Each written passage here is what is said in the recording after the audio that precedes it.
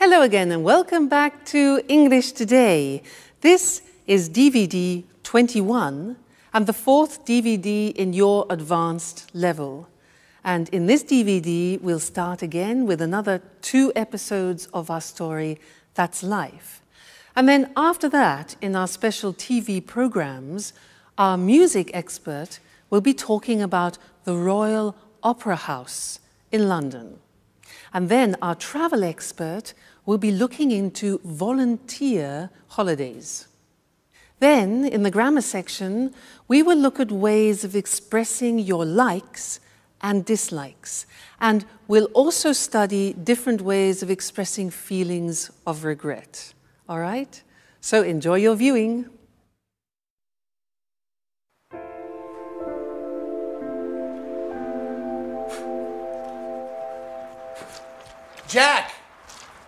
Jack, I was waiting for you. Have you got a minute? Sure, Edward. What's up? You want to put some muscles in your film? Oh, Jack, you're quite a joker. I need some advice about a rather delicate matter. Well, it's about women. Oh, well, then you've come to the right person when it comes to women. In all modesty, I'm sort of an expert.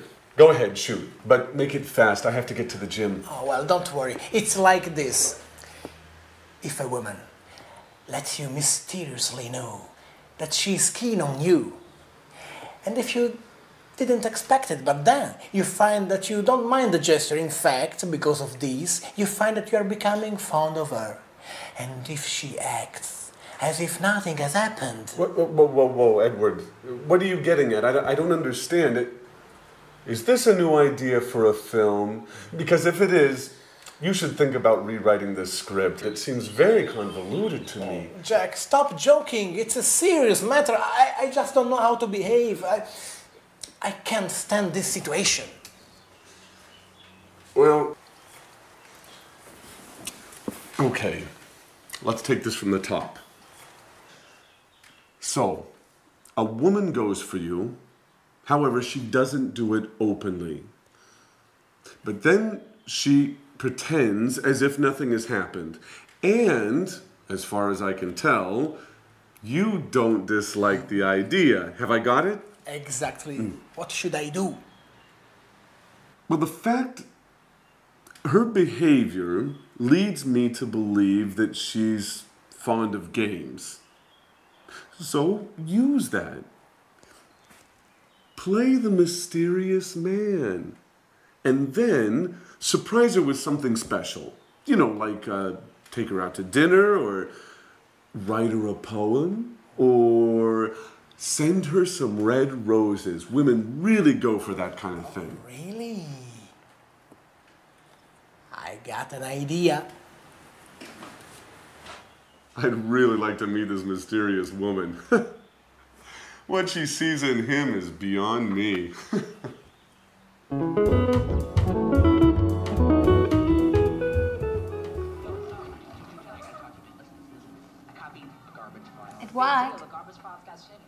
Edward? Edward? Would you mind not watching the TV for a moment? I'd like to have a word with you. Is it important, Alice? Chuck is on. The reality program about show business. You know I'm nuts for this show. Yeah, I know. It's about the only thing you go for.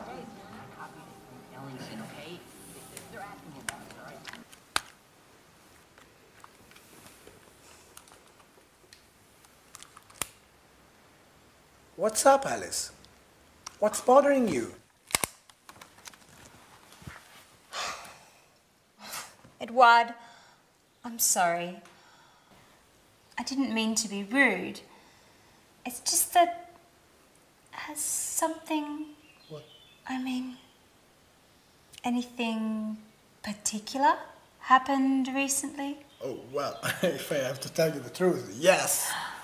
Great. So, what? So what are you getting at? Well, what did you think about it? Were you pleased by it? Oh, yes, very much, but why we are talking about such embarrassing things? Well, I think you should talk about it, Edward. Once and for all. You think you know me. I'm not good with words. Well then, get into action. I think you've already waited long enough. Well, maybe you're right.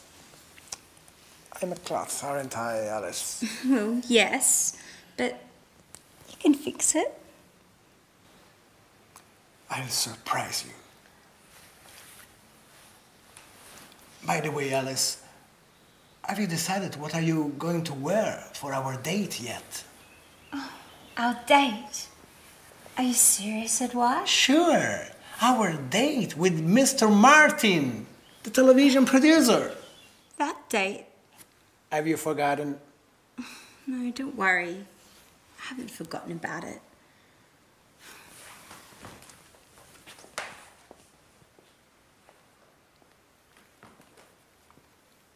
He is way behind. No one jumps for the ball, no one calls for the ball. Carney's slightly out of position, just snaps the ball and scores.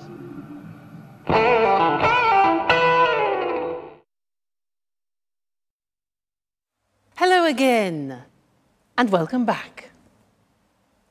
Jack and Edward in that episode were talking about what they like doing and what they dislike doing. And in the English language, this is very interesting because there are different ways of describing what you like and what you dislike, different verbs, different phrases, and that's what I want to do with you now. I'm going to give you some examples in this little exercise. And if you listen carefully, you will notice how many different forms there are.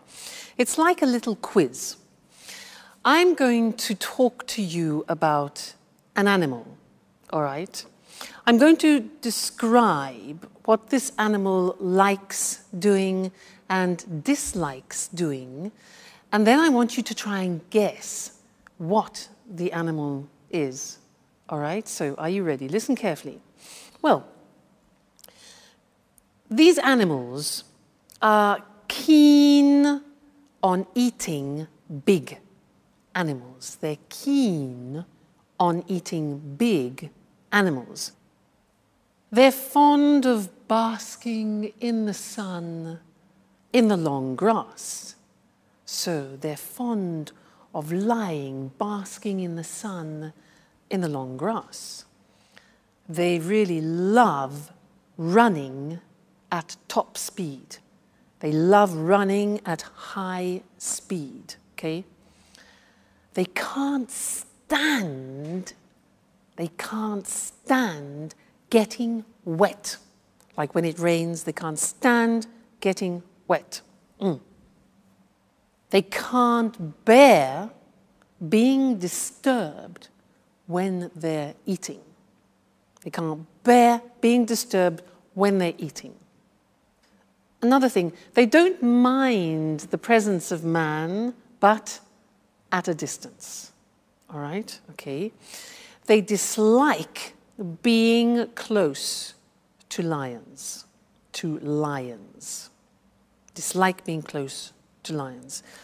They hate being disturbed when they are with their cubs, with their babies, okay? Their babies, their cubs.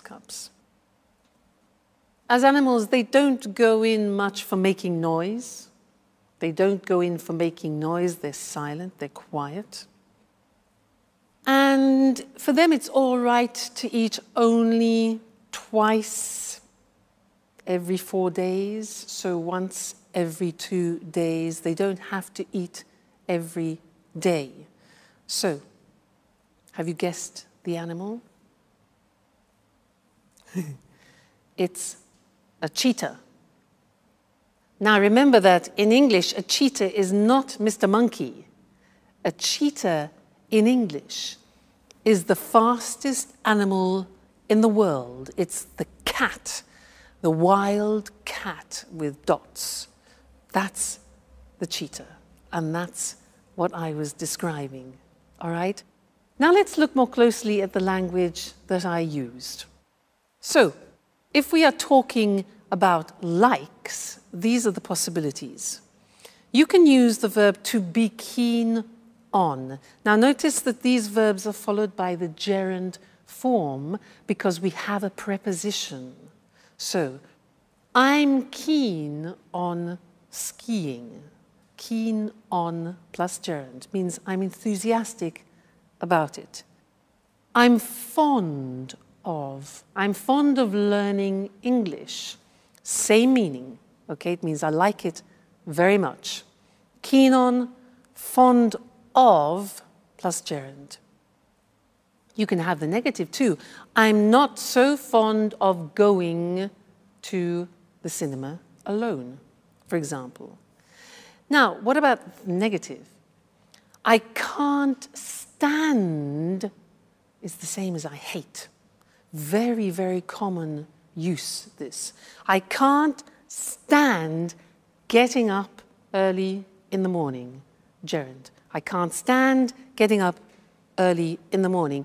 We also say, I can't bear. Look at the pronunciation. I can't bear. All right? Getting up early in the morning. I can't bear drinking beer, for example. You can say, I really love doing something. I really love playing tennis. Now, you can say, I don't mind doing something. Now, I don't mind means I don't particularly like it. I don't particularly dislike it. So it's okay, it's nothing special for me. So I don't mind playing tennis, but it's not my favorite sport. All right? We also have the verb dislike. I dislike playing tennis. All right, so see how many they are. It's really interesting. Another one which is much less known, but we use it quite a lot, is to go in for. Listen to this. I don't go in for watching documentaries. I don't go in for playing tennis. Again, which means I'm not interested in it. All right? Another thing is, well, it's all right. Again, this is non-committal. It's all right playing tennis, but it's not my favorite sport. All right? And then something similar to all right is it's okay. Well, it's okay eating rice, but I'm not really very enthusiastic about it. So you see how many different examples we have to describe like and dislike in English. And again, these are things that we use every day, so you need to practice them often. So it's okay learning English, and you are excellent at doing it, and I like seeing your progress. Okay, great. Well, that's this lesson, and we'll see you again in the next one. All right, bye for now.